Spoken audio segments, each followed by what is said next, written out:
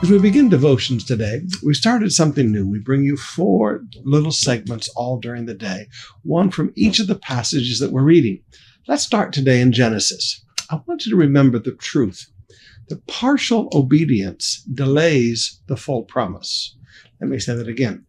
Partial obedience delays the full promise. Let me say that one more time. Partial obedience delays the full promise. Now remember with me in Genesis chapter 12, verse 1. The Lord said to Abram, leave your native country, leave your relatives and your father's family, and go to the land that I will show you. All right, so there's 4 things that he needs to obey. And he said, if you'll do this, verse 2, I will make you a great nation, I will bless you and make you famous, and you will be a blessing to others. Now, that was a 4-fold requirement and a promise of blessing. Abram mostly obeyed. I want you to notice in verse 4, as Abram departed as the Lord instructed, and Lot went with him. His nephew Lot went with him.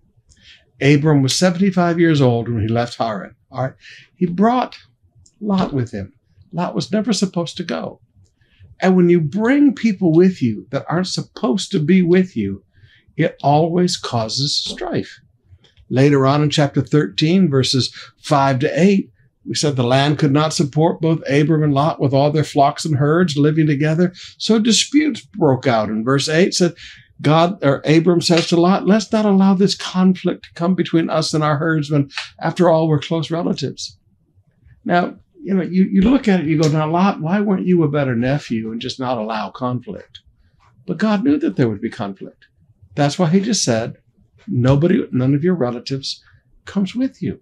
So Abram mostly obeyed, and because he did not fully obey, conflict resulted. We find the same thing with Paul and Barnabas. Set apart from me, Paul and Barnabas, for the work I've called them to, Acts 13. But then they took the cousin of Barnabas with them, John Mark, and later on conflict broke up the beautiful Holy Ghost team. So when you take people with you that don't belong, you're going to have problems. Another partial obedience comes in verse 10. At that time, a severe famine struck the land of Canaan, forcing Abram to go down to Egypt, where he lived as a foreigner. Now, God never said go in and leave during a famine. God said go in and stay there. That's your land. But Abram, again, mostly obeyed. Now, this is when he lied and did not protect his wife, verses 11 to 16. He said, the Egyptians are going to think you're very beautiful and they're going to kill me because of you. So you've got a lot of situations happening down there in Egypt that will bring strife in the marriage. You've got God protecting his wife.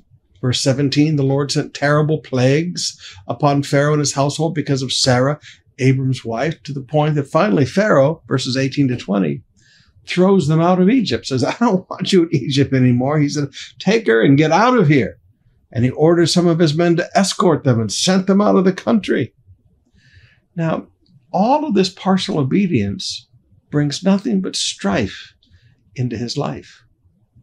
Now, when he gets back to 100% obedience, he returns to the land, Genesis 13, verses 1 to 4, and he builds an altar to God. Genesis 13, verses 5 to 9, he separates from Lot.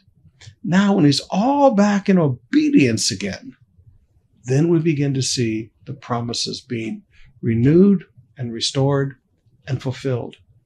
Now, brothers and sisters, here's the truth I want you to understand.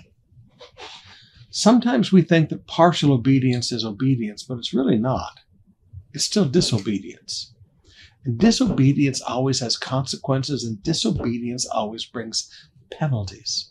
So please, when God asks you to do something, do what God asks you to do, when he asks you to do it, how he asks you to do it, and with those he asks you to do it with. When you start adding, you're getting into disobedience, and it always brings strife.